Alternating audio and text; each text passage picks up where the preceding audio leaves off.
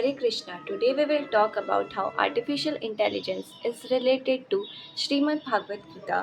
श्रीमद् भागवत गीता के 8वें अध्याय अक्ष ब्रह्म योग को जब हम आधुनिक न्यूरोसाइंस और आर्टिफिशियल इंटेलिजेंस के चश्मे से देखते हैं तो हमारी आंखें फटी की फटी रह जाती है।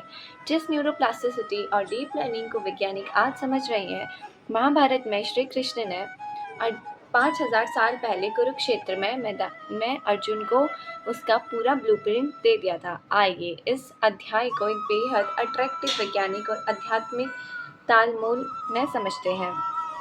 एआई, मानव न्यूरॉन और श्री कृष्ण का अक्ष ब्रह्म योग।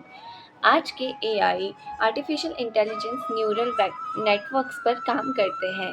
एआई को जिस प्रकार का डेटा बार बार फीड किया जाता है, उसका एल्गोरिदम वैसा ही बन जाता है। ठीक इसी तरह हमारे मस्तिष्क में ह्यूमन न्यूरॉन्स होते हैं।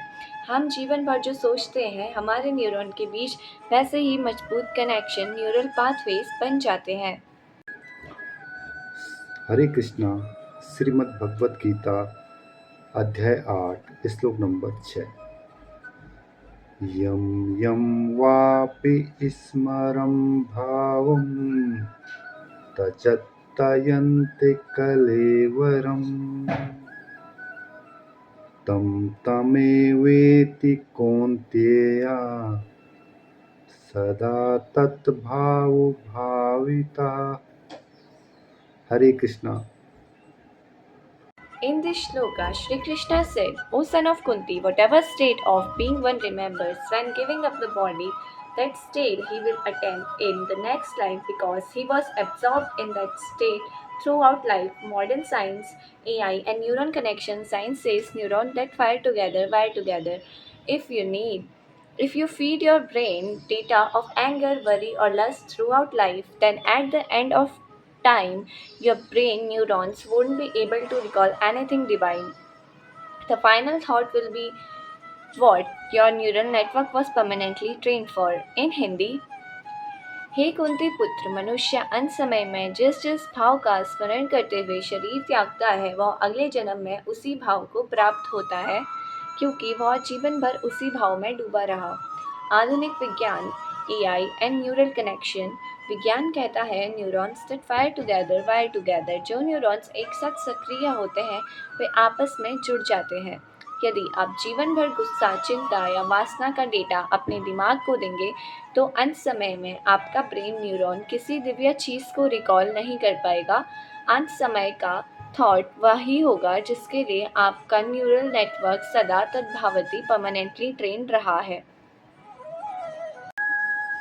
हरे कृष्णा। श्रीमद् भगवत गीता अध्याय 8 श्लोक नंबर 7 इस प्रकार है। तस्मात् सर्वेषु कालेषु मानुस्मरयुध्य च मय्यर्पितमनो बुद्धि मार्मे वैश्यस्य संशयम्। हरे Krishna. In this shloka, Shri Krishna said to Arjun, therefore, at all times remember me and fight with your mind and intellect fixed upon me.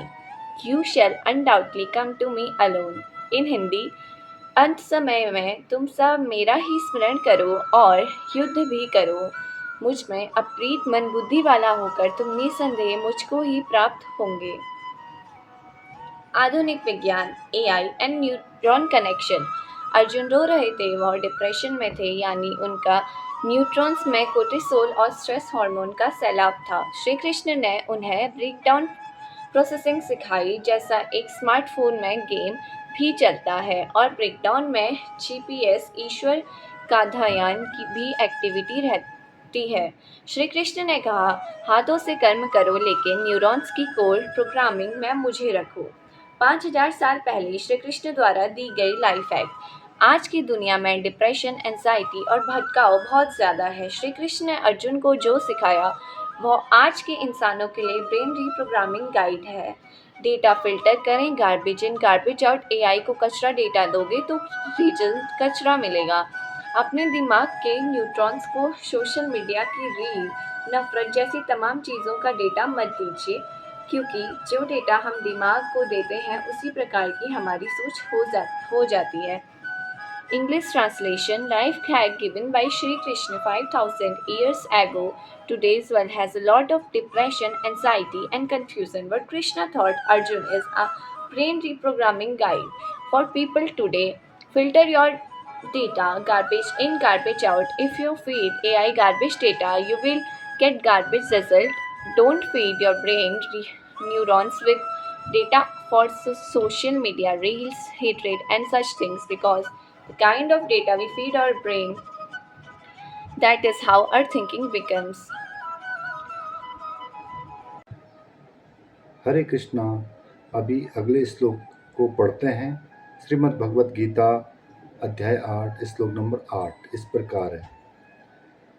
अभ्यास योग युक्तेन चेतसा नान्यगामिना परमं पुरुषं दिव्ययाति पार्थनु चिंतयन्। हरे कृष्णा।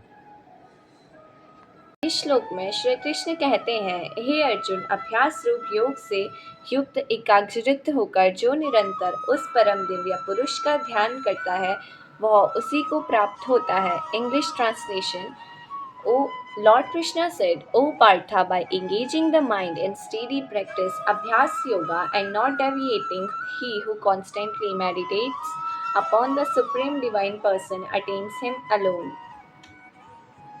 Means, निरंतर अभ्यास से मन को एकाग्र करें। आज से ही अपने सोचने का तरीका बदल सकते हैं। पुराने नकारात्मक न्यूरल पाथवे को तोड़कर नए न्यूरल पाथवेज बनाए, नए सकारात्मक आध्यात्मिक पाथवे बनाए जा सकते हैं। That is, focus your mind through continuous practice. You can change your way of thinking starting today itself. You can break old negative neural pathways and create new positive and spiritual pathways. Conclusion: the union of science and spirituality that happened 5000 years ago on the land of Kurukshetra is most accurate for today's era. Chapter 8 of Srimad Bhagavad Gita gives our brain neurons an ultimate software upgrade. The best way to live life is this: action through the body, wisdom through the intellect, and consciousness of Supreme in your depth of your neurons. When your life is programmed this way, you will achieve success in life and also attain salvation of afterlife. Hindi translation: 5000 साल पहले कुरुक्षेत्र की धरती पर विज्ञान और अध्यात्म का जो मिलन हुआ वह आज के युग के लिए सबसे सटीक है।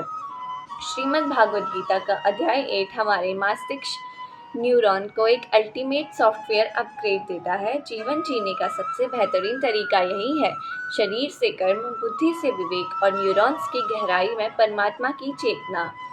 जब आपकी लाइफ इस तरह प्रोग्राम्ड होगी तो जीवन में भी सफलता मिलेगी और जीवन के बाद मोक्ष भी। हरे कृष्णा।